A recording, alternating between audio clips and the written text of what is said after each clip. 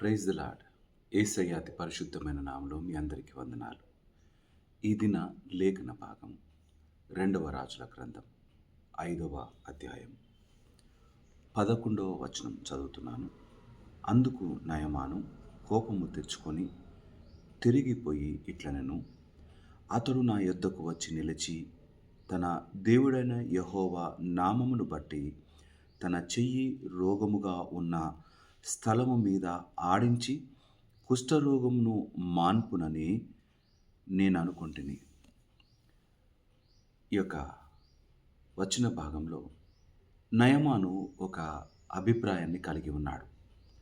తనకున్న కుష్ఠరోగాన్ని పోగొట్టుకోవడానికి సిరియా దేశం నుండి వచ్చిన ఈ యొక్క నయమానుకు ప్రవక్త చెబుతున్న మాట, ఎలీషా చెబుతున్న మాట, నువ్వు వెళ్ళి యోర్దానులో 7 మార్లు మునిగితే నీ రోగం పోతుంది, నువ్వు స్వస్థపరచబడతావు, శుద్ధునివి అవుతావు.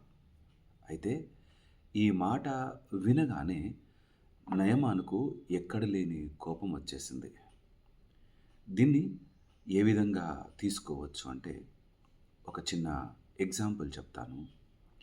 ఒక దినాన ఒకడు చేపలు పట్టడానికి నదికి వెళ్ళాడట. చేపలు పడుతున్నాడట. అక్కడ ప్రక్కన కూడా మరొకడు చేపలు పడుతూ ఉన్నాడట. అయితే గాలం వేస్తున్నాడు, చేప దొరికింది. చేపను తీసుకుంటున్నాడు, చేతిలో పట్టుకొని చూస్తున్నాడు. కొన్నిసార్లు ఆ చేపలను బుట్టలో వేసుకుంటున్నాడు, కొన్నిసార్లు తిరిగి నదిలోకి విసిరేస్తున్నాడు.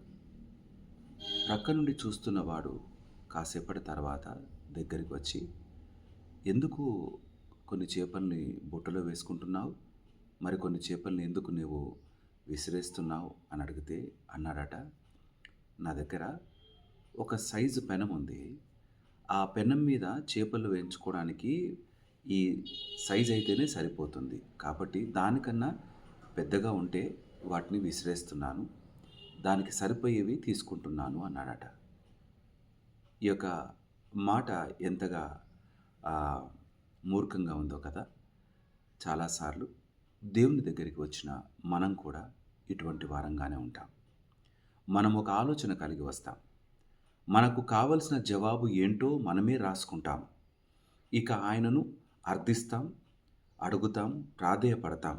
కానీ ఆయన ఇచ్చే జవాబుతో, మనలో ఉన్న జవాబుతో సరిపోలనప్పుడు మనం విసుక్కుంటాం. మనం ఆయన పైన తూలనాడతాం, ఆయన్ను కష్టపెట్టే మాటలు అంటాం, ప్రవర్తనలోకి జారిపోతాం, వ్యతిరేకిస్తాం. నయమానులాగా దైవజనుని దగ్గరికి కష్టపడొచ్చాడు. తనకు కావాల్సింది స్వస్థత. ఏం చెప్పినాడో చెప్పింది చెప్పినట్టుగా చేస్తే చాలు అనే మాట కాకుండా, నేను అనుకున్న విధంగా చేయలేదేంటి అంటూ కోపపడిపోతున్నాడు. యెహోవా దేవుని నామములో, ఆయన దేవుడైన యెహోవా నామములో చెయ్యి ఎక్కడైతే నాకు రోగంగా ఉందో అక్కడ చెయ్యి పెట్టి ఆడిస్తే నేను బాగవుతాను అని అనుకున్నాడు. కానీ దైవజనుడు చెప్పిన మాటను ఇష్టపడలేదు. చాలాసార్లు మనం కూడా మన జీవితాల్లో ఉన్న సమస్యలకు సమాధానము దేవుడు ఏ రీతిగా ఇస్తున్నాడో వాటిని తీసుకోవడానికి అస్సలు ఇష్టపడం. అందులో మనకు లాభం కనిపించదు. అందులో మనకు కష్టంగా అనిపించి ఏం చేస్తామంటే, దేవుని జవాబు సరి అయింది కాదు అంటూ మనం విసుక్కుంటాం. నీ పట్ల దేవుడు గొప్ప ప్రణాళికలు కలిగినవాడు. ఆయన ఆశ్చర్యకరుడు, ఆయన ఆలోచనకర్త. నీ కొరకు ఏ ఆలోచన చేసి ఉంచినాడో అది ఈ భూమిపైన ఏ మనుషుడు కూడా చేయని గొప్ప ఆలోచన. ఆయన ఆశ్చర్య కార్యాలు ఎంత గొప్పగా జరిగిస్తాడంటే, ఆ ఆశ్చర్య కార్యాలు మరొకరు ఎవ్వరూ నీ పట్ల జరిగించి ఉండలేదు, ఉండరు, ఉండబోరు. అంత గొప్పవాడు.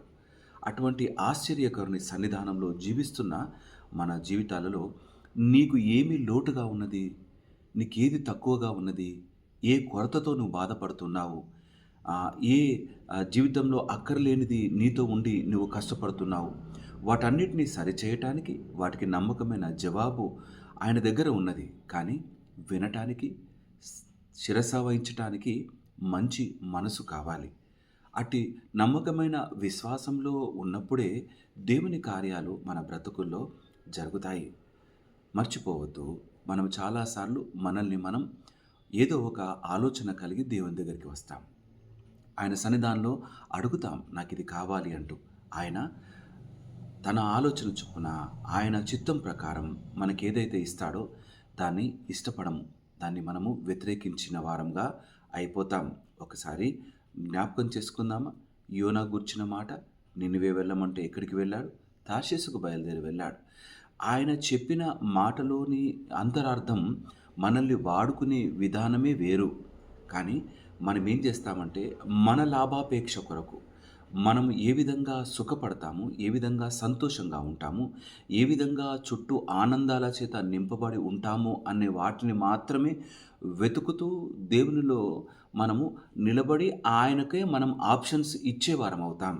కాదు కాదు, దేవుని సన్నిధానంలో ఆయన నిర్ణయాలను మీద ఆధారపడడం అంటే జీవితాన్ని పూర్తిగా ఆయనకే అప్పచెప్పడం, ఆయనలోనే నిలబడడం. ఆయన ఏం చెప్పినా అది కష్టమైన, అది ఏ స్థితి అయినా సరే ఒప్పుకోగలగాలి.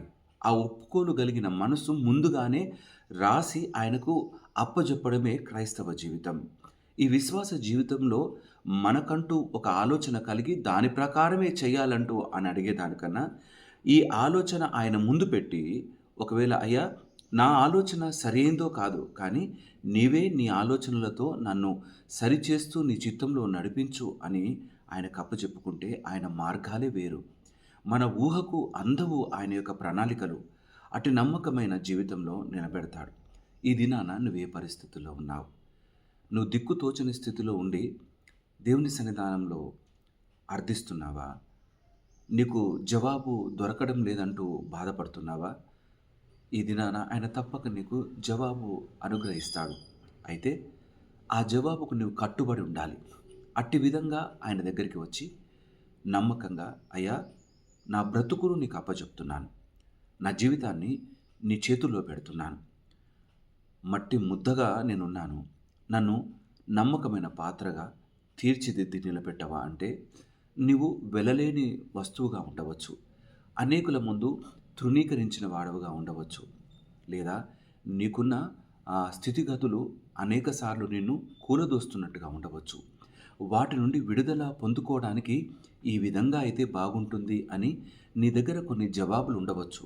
కానీ నీ జవాబుల కన్నా మించిన గొప్ప ప్రణాళిక యేసయ్య సన్నిధానంలో ఉన్నది. మరవవద్దు, ఆయన నీ బ్రతుకును నిలబెట్టినవాడు, రక్షణ భాగ్యం ఇచ్చి నడిపిస్తున్నవాడు. నీ జీవితంలో వచ్చే ప్రతి సమస్యను, అస్వస్థతను, నీ లేని స్థితిని, లోటు కలిగిన బ్రతుకును తిరిగి సమృద్ధిలో తప్పక నింపుతాడు. ఆయన ప్రేమించేవాడు.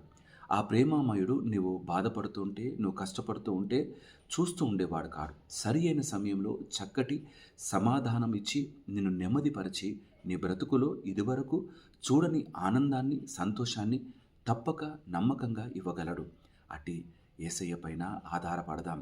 బ్రతుకులో రక్షణ లేని స్థితిలో ఉన్నప్పుడు ఆయన దివిని విడిచిపెట్టి ఈ భూమికి తెంచి మన కొరకై ఆ సిలువలో రక్తాన్ని కార్చాడు. నువ్వు అడిగావా?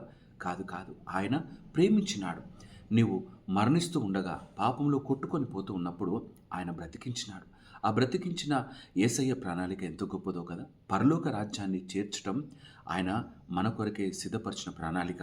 ఆ ప్రణాళికల నుండి తప్పిపోకుండా ఆయనతో కలిసి బ్రతుకుతూ ముందుకు కొనసాగే వారంగా ఉండి ఆయన అద్భుత కార్యాలను ఈ లోకంలో బ్రతికినంత కాలం, శ్వాస తీసుకుంటున్నంత కాలం, గుండె చప్పుడు మనం వింటున్నంత కాలం ఆయన కొరకే బ్రతుకుదాం, ఆయనలోనే బ్రతుకుదాం.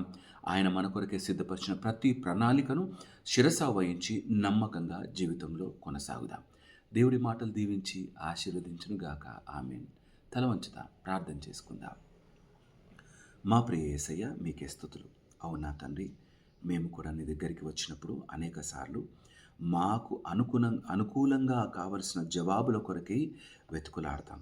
కానీ నా తండ్రి, నీ యొక్క ప్రణాళిక వేరు, నీ ఆలోచన వేరు. దేవా నా తండ్రి, నీ యొక్క సన్నిధానంలో వేడుకుంటున్నాం. మాకు ఏ సమస్య అయితే ఉందో, మా సమస్యలలో ఎట్టి పరిష్కారం కావాలో మీరే నా తండ్రి వాటిని పరిష్కరించమని ప్రార్థన చేస్తున్నాను. నాయన మీ జ్ఞానంతో మమ్మల్ని నింపి నీ ఆలోచనల ప్రకారం బ్రతుకుటకు సహాయం దయచేయండి.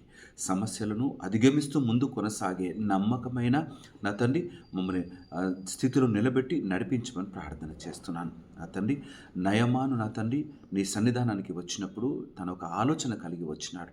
ఆ ఆలోచన కాకుండా మరొక ఆలోచన చెప్పేసరికి తట్టుకోలేకపోయాడు నా తండ్రి. నాయన ఎదురు తిరిగాడు. దేవా, మేము నాయన నీవు మా పట్ల జరిగిస్తున్న కార్యాలలో ఎక్కడ కూడా మేము ఎదురు తిరగకుండా నా తండ్రి నీవు ఏ తీర్మానం చేస్తావు, మా పట్ల ఏ ఆలోచన కలిగి ఉన్నావు, ఏ విధంగా నడిపిస్తావు, అది శ్రమలైన, కష్టమైన, దుఃఖమైన, వేదనైన వాటిని మీ తండ్రి మేము మనసారా స్వీకరించి నా తండ్రి ముందున్న దినములలో నీవు ఇవ్వబోయే గొప్ప ఆశీర్వాదాల కొరకు, నమ్మకమైన జవాబుల కొరకు ఎదురు చూస్తూ నీపైనే ఆనుకొని కొనసాగే నమ్మకమైన జీవితాన్ని మాకు అనుగ్రహించమని, అట్టి విశ్వాసంలో నిలకడగా నిలబడగలిగే స్థితిని మా అందరికీ నీ వాక్యపు వెలుగులో మాకు అనుగ్రహించి నడిపించమని బలహీనంగా ఉన్న బిడ్డలందరి కొరకై ప్రార్థన చేస్తున్నాను. మంచి ఆరోగ్యము, బలమును, శక్తిని అనుగ్రహించండి. యేసయ్యా, మీకే స్తుతులు తండ్రి, మీకే వందనాలు దేవా. నిన్నే మేము ఆశ్రయించగలం, నీ నుండి మేము మేళ్లను, ఆశీర్వాదాలను పొందుకోగలం. అతని యొక్క వాక్యము వింటున్న ప్రతి కుటుంబంలో, వ్యక్తిగత జీవితంలో నీ మేళ్లతో నింపి నీ యొక్క ప్రణాళికలు మాత్రమే నెరవేర్చి అపవాదిని ఎదిరించే శక్తితో నింపి నీ కొరకై నమ్మకంగా బ్రతికే జీవితాన్ని ప్రతి బిడ్డకు అనుగ్రహించని ప్రార్థన చేస్తూ స్తుతులు చెల్లిస్తూ ఈ దిన ఆశీర్వాదాలతో నింపి నడిపించమని యేసయ్య నామమున అడిగి ప్రార్థించి వేడుకుంటున్నాము నా తండ్రి. ఆమెన్. దేవుడు మిమ్మల్ని అందరినీ దీవించి ఆశీర్వదించునుగాక. అందరికీ ప్రైజ్ ది లార్డ్.